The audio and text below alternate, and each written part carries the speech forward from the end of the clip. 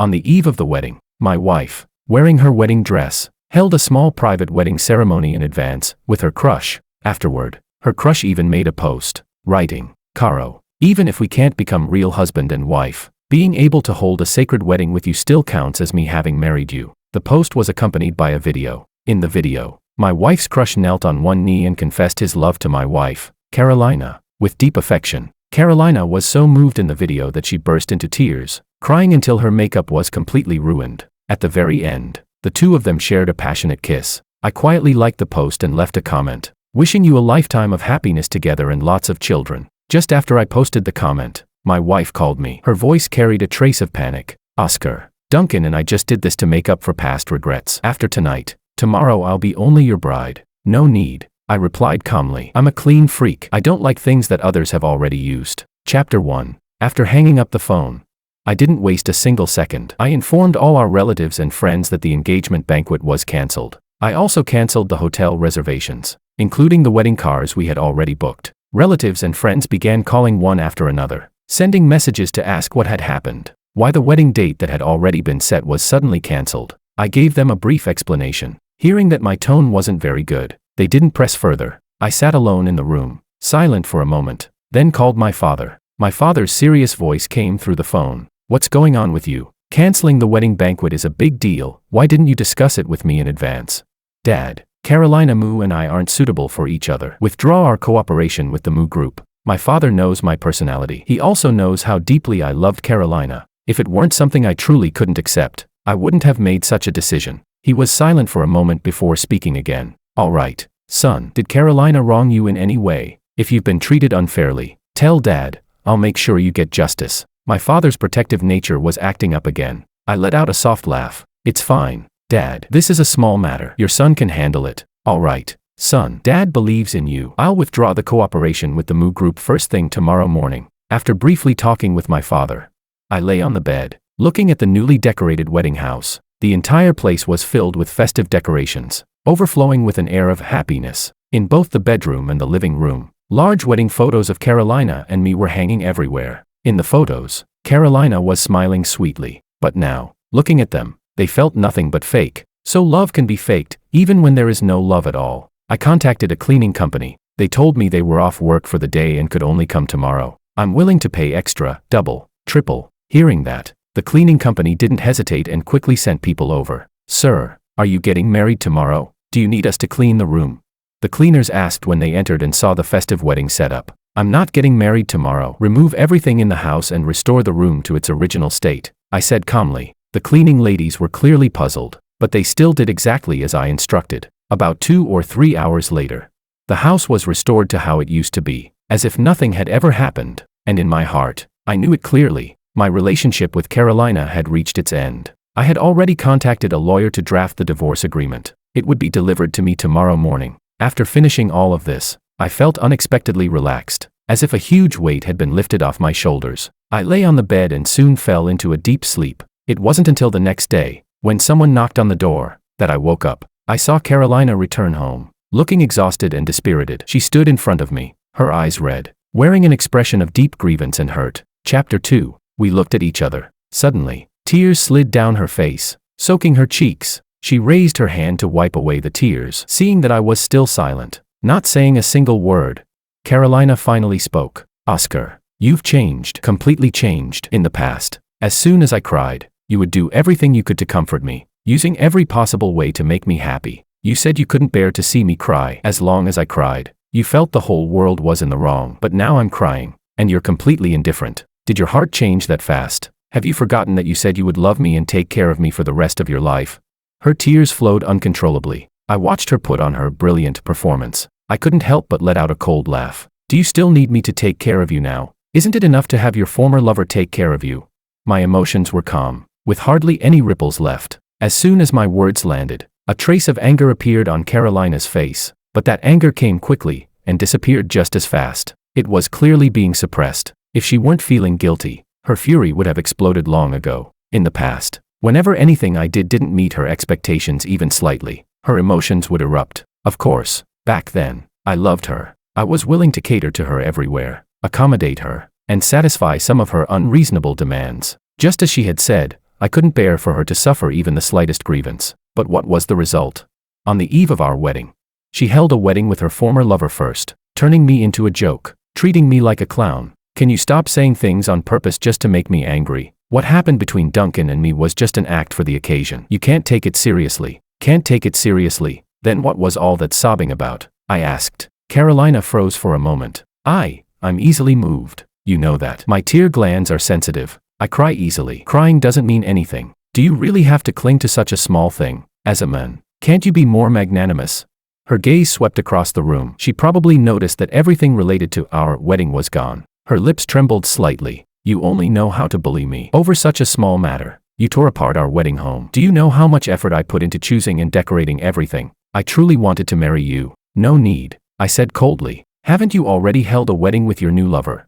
I couldn't be bothered to deal with her. I brushed past her, preparing to walk out. But suddenly, she threw herself into my arms, wrapping both arms around me. Her tears soaked through my clothes. Oscar, I'm not angry about you tearing apart our wedding home. This time, I'll forgive you. I have an idea. We won't hold a wedding, and we won't invite any guests. Let's just have a destination wedding. Okay, we can take a ship to see the northern lights. I've heard the northern lights are beautiful. Couples who see the northern lights together can stay happy for a lifetime. As she spoke, she tilted her face up, looking at me with anticipation. Her eyes shimmered with hopeful, crystalline tears. Chapter 3. So this time, she was forgiving me. Was this her lowering her head and admitting fault to me? Or was she giving me a chance to lower my head and admit fault to her?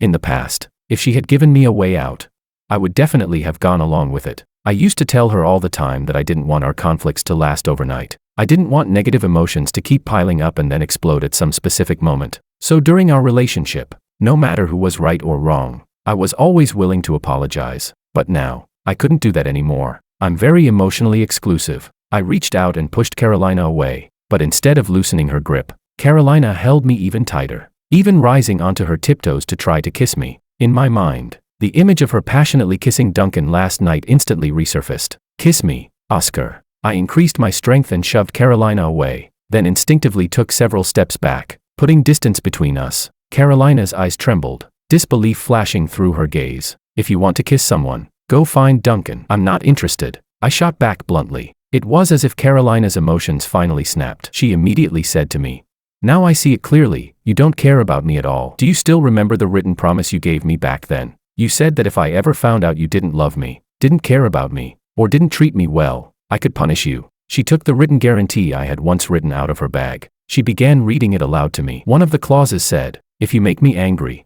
I can punish you by making you kneel on a keyboard or kneel on durians, and then swear to the heavens that you'll never make me angry again." Fine, I'm using that right now. Kneel down immediately, apologize, and swear. She looked smug and self-satisfied. I watched the scene in front of me with a cold chuckle, as if I were looking at a clown. Back when I wrote that letter of guarantee, it was all because I loved her. It was never meant to become some kind of imperial edict for her to use to punish me now. Oscar, I've already been tolerant enough with you. You canceled the wedding, returned the wedding cars, and even tore down the wedding house I carefully prepared. I'm not angry. I can even pretend none of it happened. I already said we could replace the wedding with a destination wedding. But why don't you know how to cherish this? Why do you have to push me to this point?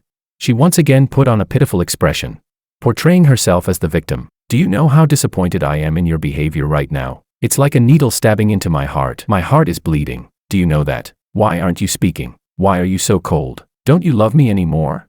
At this moment, I felt there was no longer any need to communicate with her. I strode toward the door. Her voice rang out from behind me. I walked straight out the door, without looking back. Her shrill voice pierced through the door behind me. Oscar, stop right there. I'll count to 3. If you don't come back, you'll bear the consequences yourself. Chapter 4. These tricks used to work extremely well on me. Back when I loved her, she didn't even need to take out that so-called letter of guarantee. As long as she opened her mouth, to me it was an imperial decree. During the 4 years I was with her, with my help, her family's small company grew from earning only $100,000 or $200,000 a year to generating over $10 million in annual revenue. I spoiled her, loved her, and fulfilled every request she made, including marriage, no matter what conditions she proposed. I never refused. The wedding dress she wore last night when she held a wedding with the men she loved. I had used every connection and channel I had to find a world-class, top-tier designer to custom make it. That was also her demand. I had once suggested finding a different designer. She flatly refused. She said that if the wedding dress wasn't designed by that specific designer, She wouldn't marry me. She was willful and domineering. But back then, I thought it was cute. Yet in the end, the wedding dress that cost me enormous effort and expense, she wore it to become someone else's bride. Thinking back on that scene now, I can only say my brain must have been kicked by a donkey. She asked for an $88 million bride price. I didn't hesitate for even a second before agreeing. After I left the house, I happened to run into the lawyer who came to deliver the divorce agreement. I took the documents from him and thanked him. After the lawyer left, I found a quiet, secluded place to sit down. I read through the divorce agreement once. Not long after, my father called. Son, we've already terminated the cooperation with the Mu family. All right, Dad. Son, if you've suffered any injustice, tell your father. My son isn't someone just anyone can bully. I let out a soft laugh. I know. Dad, didn't you say before that you wanted me to take over the overseas branch as the person in charge? Yes. Why? Have you finally thought it through? There was a hint of excitement in my father's voice. Yes, I've thought it through. Once I finish handling things here, I'll go abroad in the next couple of days. That's great. Son, Dad really didn't misjudge you, he said excitedly. In fact, my father had brought this up many times before. He said I wasn't that old yet, and this was the prime time to focus on my career. I knew he was actually hinting that he didn't really approve of my marriage to Carolina. After all, he had originally wanted me to marry the daughter of the Tang group. He said marriages between families of equal standing were the best and most stable. He even told me that the Tang group's daughter was beautiful and highly capable. Back then, listening to him say all this, I only felt that my father was shallow. What era was this already, still talking about matching family backgrounds? I immediately rejected him and told him not to bring up the Tang group's daughter again. I also reiterated to him that I loved Carolina deeply, wholeheartedly, that in this lifetime, I would marry no one but Carolina. Seeing how firm my attitude was, my father didn't say anything more. At the time, when my father suggested I go abroad to take over the company, I also refused again and again, because I didn't want to be separated from Carolina. I wanted to stay by her side at all times. Thinking back on that mindset now, it was unbelievably childish. Dad, once I finish dealing with things here, I'll go abroad. All right, son. After talking with my father, I hung up, but not long after, Carolina called. At first, I didn't answer. It wasn't until she had called more than 10 times in a row that I finally picked up. A sharp, piercing voice immediately came through the phone. Oscar, are you really going to be this ruthless? Why did you withdraw the investment from my family? Just because I held a fake wedding with Duncan, you're going to pull your investment from my family? You already canceled the wedding banquet, canceled the wedding cars, and tore apart the wedding house. I didn't blame you for any of that. I even thought you were just being willful and throwing a little tantrum, an expression of loving me. But now you've really crossed the line. You actually dared to withdraw your investment from my family. This time, I'm really angry. She unleashed a full-blown tantrum. Listening to her say all this, I genuinely wanted to laugh. And then, I asked calmly, do you believe that I'll divorce you right now and disappear completely, making you lose me forever, never able to find me again? She threatened me harshly. In the past, it really had been like that. Whenever she was unhappy or angry, she would block my phone number and all other means of communication, then hide somewhere. I wouldn't be able to find her, and I'd go crazy searching everywhere for her. Back then, I truly loved her, deeply, and I was terrified of losing her completely. But now, I didn't care about her at all. Fine, I agree. Let's get divorced right now, I said calmly. Her voice immediately became flustered and panicked. What did you say? Oscar, you actually dared to divorce me. Aren't you afraid of losing me forever? Chapter 5. You're not afraid of losing me, so why should I be afraid? I said coldly. A woman who dares to be ambiguous with another man even during marriage, why should I still hold her up, cherish her, and love her?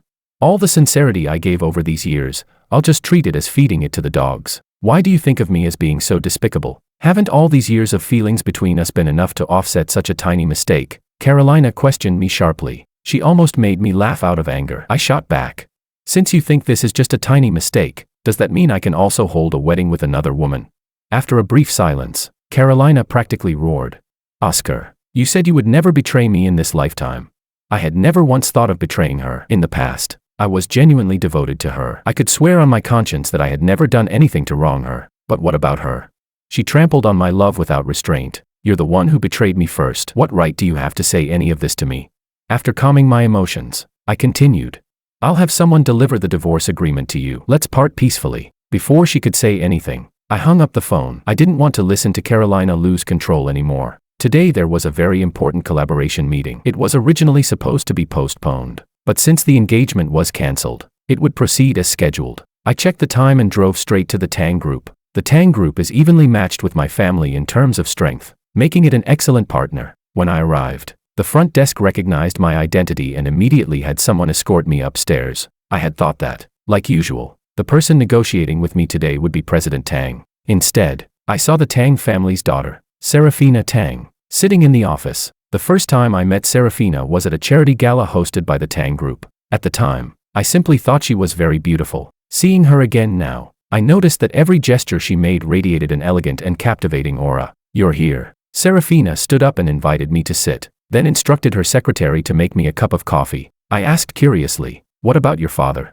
"He's on a business trip, so he asked me to handle the meeting with you." She wore a faint smile, her tone gentle and pleasant to listen to. I took out the cooperation proposal and explained it to Serafina in detail. After more than an hour of discussion, she expressed strong interest in the plan, and the contract was successfully signed. "My father often tells me that Oscar is young and promising. Seeing you today, it truly lives up to his words." Serafina looked at me with clear admiration in her eyes. I smiled lightly. "You flatter me, Oscar. You really do have the capability, no need to be modest. But speaking of which, tomorrow is your engagement banquet. You still came to discuss cooperation today, don't you need to prepare?"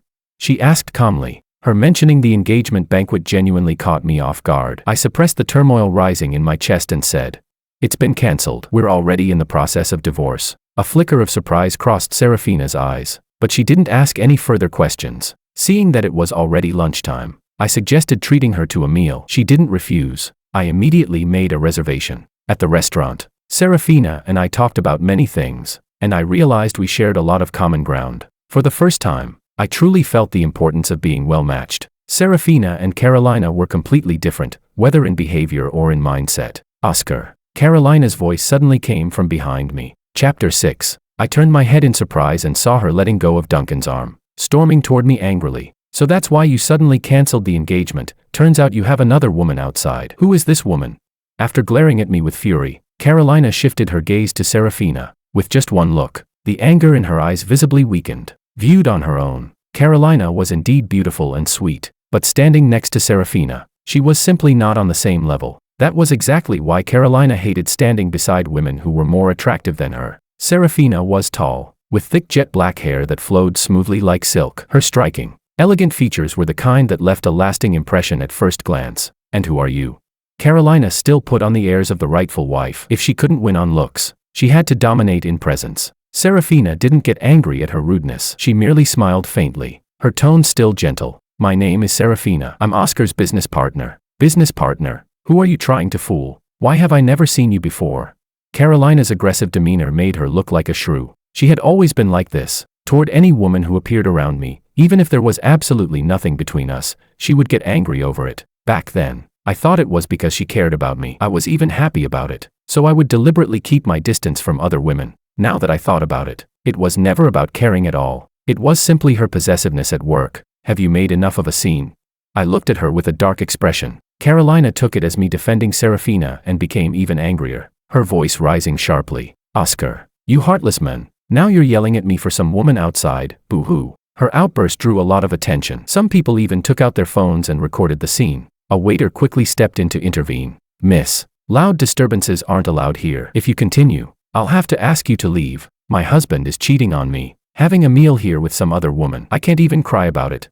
Carolina looked at the waiter pitifully, tears trembling in her eyes. The waiter looked helpless. "But you still can't cause a disturbance here. You're affecting other customers' meals." Duncan, who had been silent all this time, stepped forward and gently pulled Carolina, speaking in a low voice. "Caro, don't be angry. I believe Oscar isn't that kind of person." With just that one sentence, Carolina's attitude immediately softened, but her tone was still full of indignation as she said, "Oscar, if you're still a man, then apologize to me right now." Chapter 7. Why should I apologize to you? My patience was already being worn down to the last thread. "You having a meal alone with another woman is wrong," Carolina said, looking at me aggrieved. "Did you forget what you promised me? You said you would never eat alone with any woman other than me. Then what does it count as when you walk in holding another man's hand?" I shot back, exposing her on the spot. She liked making a scene in public. Fine, I'd go all the way with her. After all, my conscience was clear. Carolina's expression changed slightly as she tried to explain. "Duncan saw that I was in a bad mood, so he brought me out to eat. He even spoke up for you just now. How can you think of us like that?" Before she could finish, a nearby waiter suddenly spoke up. I just saw her walk in holding hands with that guy. She even said her husband was cheating. Clearly, she's the one cheating on him. Isn't this just setting fires for herself while forbidding others to light a lamp?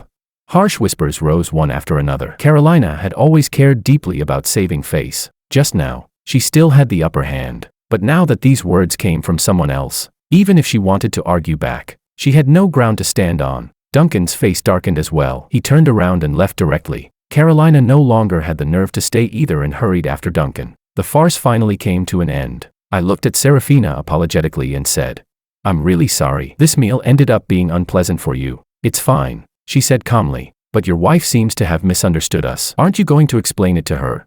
Serafina didn't seem affected by what had just happened at all. I gave a bitter smile. "Someone will comfort her. I don't know what exactly happened between you two," Serafina said gently.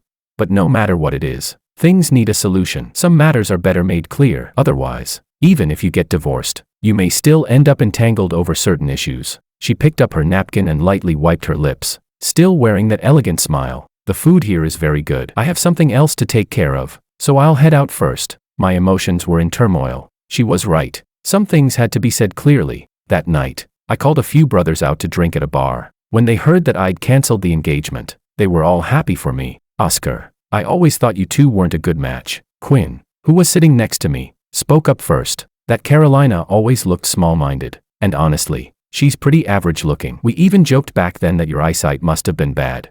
"Exactly," Samuel chimed in, then realized he'd almost said something inappropriate and quickly corrected himself. "Anyway, it's good that you're divorced. With your conditions, what kind of woman can't you find?"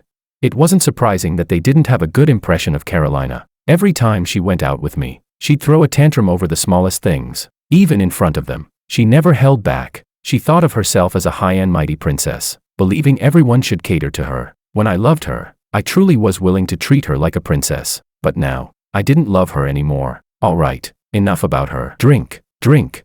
I poured a full glass of alcohol down my throat. For some reason, it tasted bitter. Suddenly, the private room door was pushed open. Chapter 8. Carolina stormed into the private room in a rage, still holding the divorce agreement I had someone deliver to her. "Oscar, are you really going to divorce me?" She didn't care that other people were in the room. She questioned me out loud, as if I were the one who had done something unforgivable. "The divorce agreement is already in your hands. Do you still think I'm joking?" I leaned back against the sofa, looking at her calmly. Strangely enough, when I loved her before, I thought everything about her was wonderful. Now that I no longer loved her, she seemed painfully ordinary. "I won't divorce you," Carolina said firmly. I curled my lips into a faint smile. "Are you sure? Don't regret it later." Carolina froze for a moment, then her eyes reddened, and she spoke with a choked voice. "You said that in this lifetime there would be no divorce, only widowhood. If you want to divorce me, it'll only happen if I die." Those deeply emotional words almost moved me. "Isn't the person you like Duncan? I'm giving you your freedom, shouldn't you be happy?" I said indifferently. Carolina walked over, grabbed my hand, and said earnestly, "I did like him before, but the only person I love now is you. I really don't want a divorce." Her tone softened considerably. I expressionlessly shook her hand off and looked at her with a half smile. "I can't bear your kind of love." After that, I took out my phone and made a call. "Have all partners terminate their cooperation with the Moo Group." As soon as those few words left my mouth, Carolina Moo's face changed drastically. She stared at me in disbelief. "You're telling all partners to cancel cooperation with the Moo Group? Are you trying to watch my family go bankrupt?" I smiled lightly. "Yes, everything the Moo Group had today was given by me. If I could lift them up, I could also send them straight back to nothing." "Oscar, I was wrong. Please don't do this." Carolina panicked. She knew very well that once all the partners withdrew, the Moo Group wouldn't last long before completely collapsing, and she would no longer be that lofty heiress. "Carolina, you're the one who wronged Oscar in the first place. How do you still have the face to beg him now?" Samuel, who had always disliked Carolina's behavior, couldn't help but speak up. Carolina shot him a glare full of anger, but she still forced herself to suppress it. At that moment, her phone suddenly rang. She looked at the screen, and her face turned even paler. She answered the call and called out, "Dad." No one knew what her father said. She hung up without a word. She looked at me in despair. The arrogance in her eyes was completely gone. "Does it really have to be like this? So, are you signing the divorce agreement or not?" I stared at the crumpled papers in her hand. Carolina said nothing. Her eyes were filled with tears. "Carolina, Oscar has already shown you enough respect." Samuel spoke again. "If you have any sense, just sign the divorce agreement. Otherwise, Things will only get uglier. Another long silence followed. Finally, Carolina spoke in a choking voice.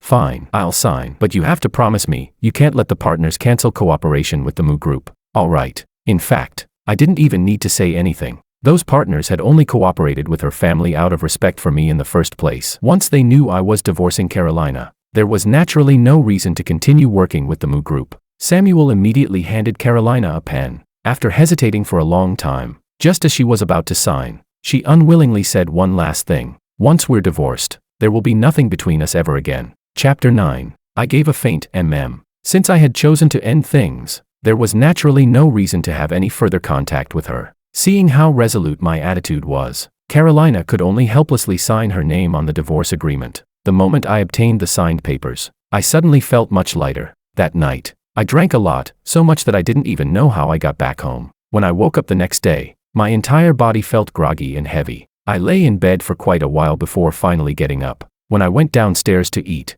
I found that my father was there, and his expression didn't look very good. I walked over, smiled, and greeted him. Dad, why do you have time to come over today?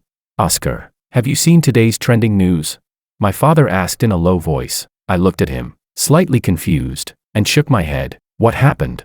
My father frowned. Open your phone and take a look yourself. Curious, I opened my phone and checked the trending topics. My expression instantly changed. The headline was extremely eye-catching. Young Master Oscar cheating during marriage with heiress Serafina. I clicked into it and saw that it was actually a video of Serafina Tang and me having dinner at the restaurant that day. The video had clearly been edited. In the footage, Carolina was portrayed entirely as the victim. The comment section was full of discussions, some talking about Serafina and me, others defending Carolina. One particular comment caught my attention. A user named Sunshine After the Storm wrote, "Don't you think Oscar and Serafina are actually more compatible? Standing next to Serafina, this Carolina looks so tacky.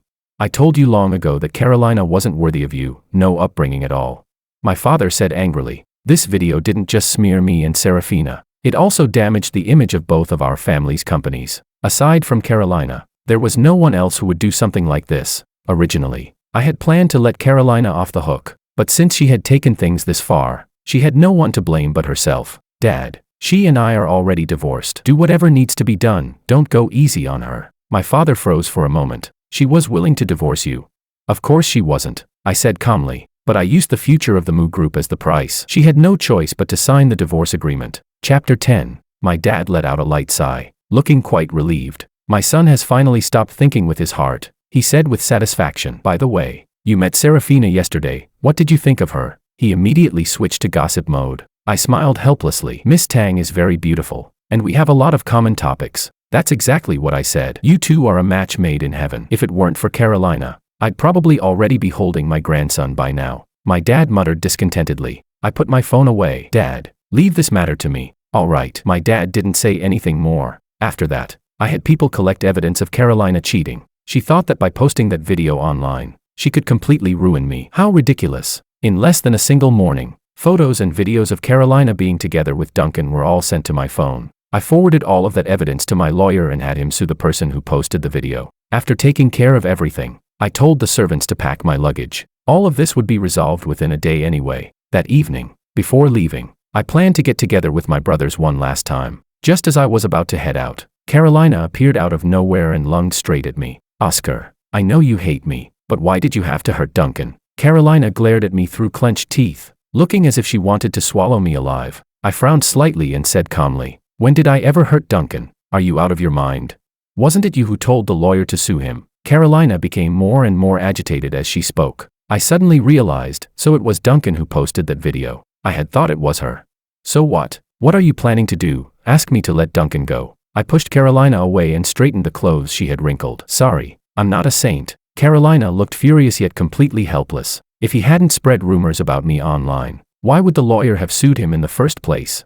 Watching how anxious she was for Duncan, I knew that this woman had never truly loved me. She claimed to love me, but in reality, she only loved wealth and luxury. Only I could satisfy her material needs. As for Duncan, he had accomplished nothing to this day. Make the lawyer withdraw the lawsuit right now, or his whole life will be ruined, Carolina said anxiously. I tugged at the corner of my mouth. "Sorry, that's impossible. Instead of worrying about him, you should worry about yourself." My dad may have already told all the partners to cancel their cooperation with the Mu family, My dad had always been decisive. If something could be done this second, he would never delay it until the next. A trace of shock flashed across Carolina's face. She froze for a few seconds before finally reacting. Didn't you promise me you wouldn't let them cancel the cooperation? Why are you going back on your word now?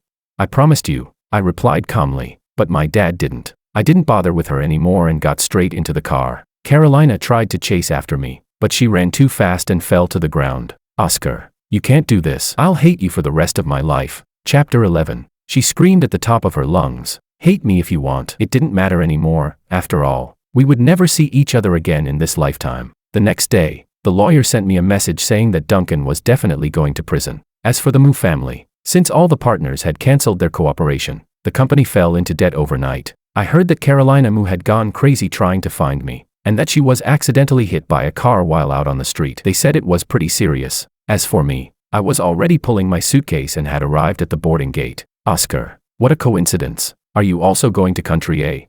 A familiar voice suddenly came from behind me. I turned around in surprise and met a pair of clear, bright eyes. A hint of delight flashed through them. Miss Tang, are you going abroad today as well? Yes, Serafina replied with a gentle smile. My dad asked me to go manage the overseas company. What about you? Were there really such coincidences in this world? But whether it was a coincidence or not, it still counted as fate. After boarding the plane, an even bigger coincidence awaited us. Our seats were right next to each other. It seems we really are destined, I said. Yes, she replied with a smile. I was worried that going abroad alone would be boring. Now that you're with me, it won't be boring anymore. After getting off the plane, I turned on my phone and saw a message from my dad. You little brat. Make sure you get along well with Serafina. I'm still waiting to hold my grandson.